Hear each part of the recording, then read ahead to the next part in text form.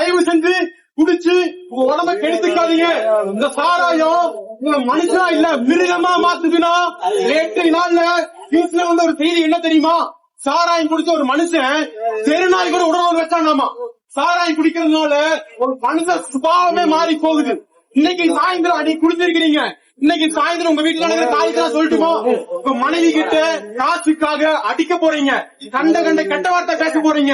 உங்க வீட்டுல இருக்கிற பையன் பொண்ணு யாரு கேட்டாலும் கவனிக்கன்னு சொல்லி கெட்ட வார்த்தைய பேசி அடிச்சு கொலையே நடக்க போற அளவுக்கு உங்க வீட்டுல நடக்க போகுது. இது அத்தனைக்கும் காரணம் இங்க குடிக்கிற சாராயம் உங்களை மனுஷனா இல்ல மிருகமா மாத்துதுன்னா மிருகமா மாத்துது.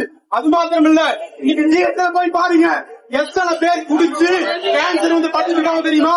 இங்க குடிக்கிற சாராயமும் பீடி சிகரெட்டும் உடம்ப கெடுக்கும், சரீரத்தை கெடுக்கும், குடும்பத்தை கெடுக்கும். அது மாத்திரம் இல்ல, கஷ்டத்தால குடிக்கிறேன் பிரச்சனையால குடிக்கிறேன்னு சொல்றீங்க. உலகத்துல யாரு கஷ்டம் இல்ல?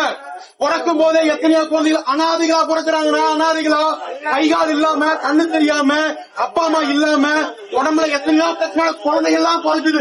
அதை விட உங்களுக்கு பிரச்சனை கொஞ்சம் கேளுங்கண்ணா ஐயா, கொஞ்சம் கேளுங்க.